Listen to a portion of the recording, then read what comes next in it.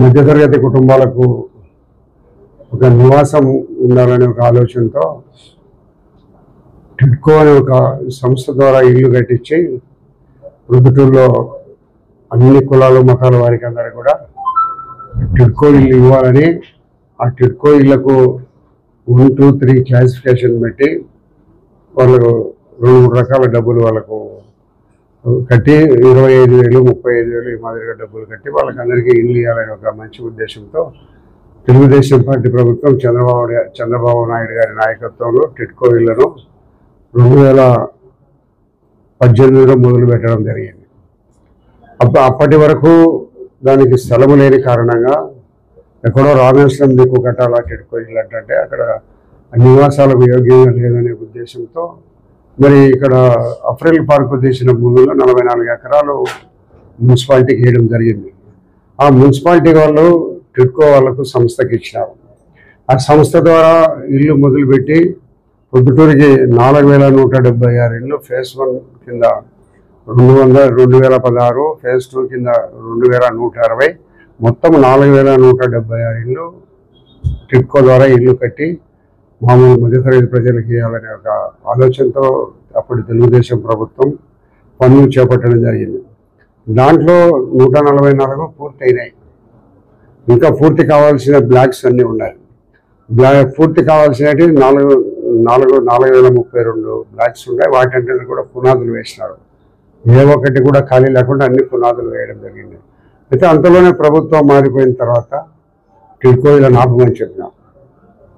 అంటే ఇది రాష్ట్రంలోనే ఒక దుర్మార్గ పరిస్థితి ఉంది. ఏముందంటే ఏ ప్రభుత్వాలు కొన్ని పనులను చేపట్టి చేస్తూ ఉండబడినప్పటికీ తర్వాత వచ్చిన ప్రభుత్వాలు ఆ పనులను కొనసాగిస్తాయి.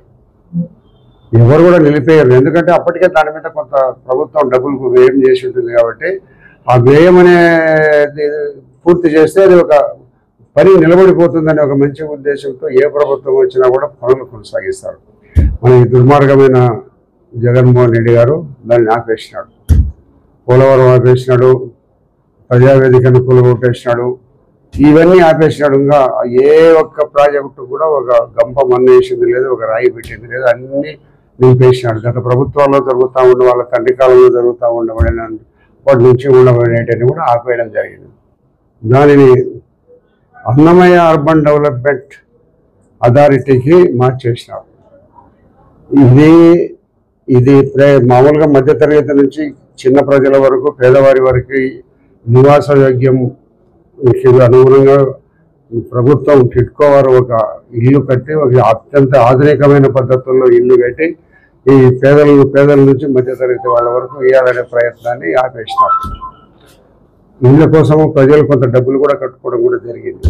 ఆ కట్టుకున్న తర్వాత ఇది మళ్ళా జగనన్న స్మార్ట్ సిటీ అని ఎక్కడ ఈ రాష్ట్రంలో అన్ని జగనే ఉండాలి, ఎక్కడ ఎవరు ఉండకూడదు అనే ఒక ఆలోచనతో ప్రభుత్వానికి డబ్బు అమ్ముకుంటే వస్తుంది కదా, 200 కోట్ల రూపాయలు పొద్దుటూరు నుంచి ప్రభుత్వానికి డబ్బు వస్తుంది కదా, ఇది అడకతినే ప్రభుత్వం.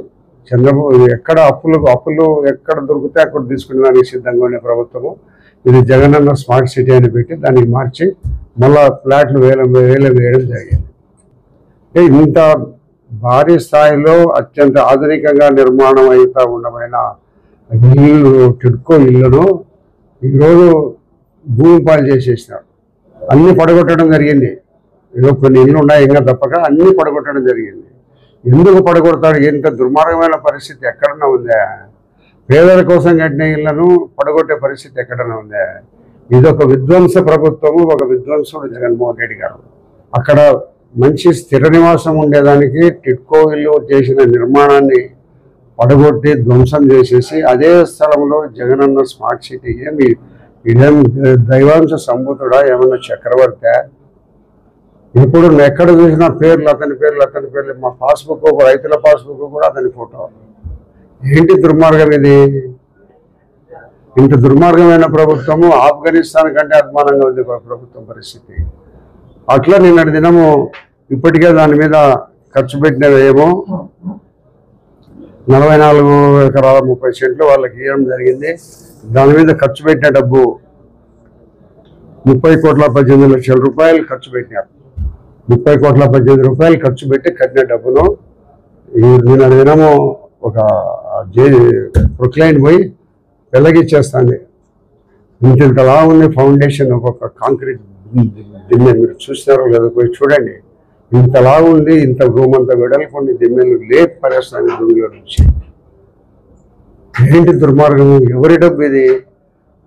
ఎవరి డబ్బు? ఎవరి డబ్బా? ఎవరిదే? ప్రజలదే ఆ డబ్బు ఇది. ఈ ప్రజల డబ్బును 30 కోట్ల రూపాయల డబ్బును ఈరోజు ప్రొద్దుటూరులో భూమి పాలు చేసేసి నాశనం చేసేసినావు. కొన్ని వేల మందికి నివాస యోగ్యమైన 4,176 మందికి నివాస యోగ్యాలు నిర్మిస్తూ ఉంటే దానిని కూలగొట్టేసినాం. ఎందుకు? మీ యొక్క పేరు ప్రతిష్టల కోసం దీన్ని కూలగొట్టడం జరిగింది. అంతేకాకుండా మళ్ళా జగనన్న కాలనీలని ఇచ్చినారు. దాంట్లో ఏదో 8,000 ఇళ్ళు కడతామంటున్నారు. 8,000 ఇళ్లలో భూమి రైతుల దగ్గర తక్కువ ధర కొనుక్కొని మన ఎమ్మెల్యే గారు జగన్మోహన్ రెడ్డి గారు డబ్బులు పంచుకోవడం జరిగింది. ఉదాహరణకు 15 లక్షలు 20 లక్షలతో భూమి కొంటే వీళ్ళు 40 లక్షలు చెల్లించి డబ్బులు తీసుకున్నారు. ఇది సత్యం. ఎక్కడ కూడా దీంట్లో తప్పు అనేదానికి అవకాశం లేని పరిస్థితుల్లో మన ఎమ్మెల్యే గారు రైతులతో ఇక్కడ చిన్నచెట్టిపల్లి రోడ్లో, ఇక్కడ మీనాపురము, ఇక్కడ రామేశ్వరం సైడు వీళ్ళ భూములన్నీ ఉంటే అవన్నీ కూడా ప్రభుత్వానికి ఇచ్చి ప్రభుత్వంతో తక్కువ ధరకు రైతుల దగ్గర కొని ప్రభుత్వానికి ఎక్కువ డబ్బు చూపించి వీళ్ళు కోట్ల రూపాయలు సంపాదించుకోవడం జరిగింది మన ఎమ్మెల్యే గారు. మరి జగన్మోహన్ రెడ్డి గారు కూడా ఎంత ఉందో ఏమో నాకు తెలియదు, కానీ కోట్ల రూపాయలు మన ఎమ్మెల్యే గారు సంపాదించుకోవడం జరిగింది. అట్లా సంపాదించుకునే భూమిలో అందరికీ టిడ్కో ఇల్లు తీసుకోవద్దు, అది తెలుగుదేశం పార్టీకి సంబంధించిన ఇల్లు అని చెప్పి నేను మన ఎమ్మెల్యే గారు టిడ్కో ఇల్లు ఎవరు తీసుకోవద్దు, నేను 2 సెంట్ల భూమిలో ఇల్లు కట్టించి పట్టాదారు ఇల్లు కట్టించి బిగించు మీకు ఇస్తానని చెప్పినాడు. 2 సెంట్లలో ఈ టిడ్కో ఇల్లు తీసుకోవద్దని ప్రచారం చేస్తూ టిడ్కో ఇల్లు ఆగిపోయిన తర్వాత టిడ్కో ఇళ్లను దగ్గరికి వచ్చి కొంత తయారై 1 సంవత్సరం కాలంలో బెనిఫిషరీకి ఇచ్చే సమయంలో దీన్ని ఆపేసి దానిని అర్బన్ డెవలప్మెంట్కి ఇచ్చి కూల్చివేయడం జరిగింది. కాబట్టి మళ్ళీ మన ఎమ్మెల్యే గారు ఈ ప్రభుత్వం మేము హౌసింగ్లు ఇచ్చినారని నీవు ఇచ్చిన పొద్దుటూరు హౌసింగ్లో ఎవరైనా చేరినాడా? ఒక్కడు చేరినాడా? నువ్వు 1000 ఇళ్ళు అని చెప్తున్నావు. రామేశ్వరం దగ్గర చేరినాడా? మీనాపురం చేరినాడా? ఇక్కడ చిన్నచెట్టిపల్లి దగ్గర చేరినాడా? ఆ ఇల్లు నువ్వు 2 సెంట్ల భూమి ఇచ్చి ఇల్లు కట్టేసి బిగించి ఇచ్చావన్న పెద్ద మనిషివి.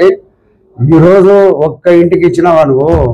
మళ్ళా ఎన్నికల్లో నేను నిలబడన్నాడు. నీకు ఇల్లు కట్టించి బిగించు మీకు చేతికి ఇవ్వకపోతే ఎన్నికల్లో నేను నిలబడను 2024 ఎన్నికలు అన్నాడు. ఇప్పుడేం నిలబడినాను కదా. మద్యపాన నిషేధం చేయదు నేను నిలబడనని జగన్మోహన్ రెడ్డి చెప్పినాడు. ప్రొద్దుటూరులో ఇళ్ళందరికీ నేను ఇచ్చేటంత వరకు నామినేషన్ వేయనని మన ఎమ్మెల్యే గారు చెప్పినారు. ఈ ఇళ్ల నిర్మాణంలో కూడా దండిగా ఫ్రాడ్ జరిగింది.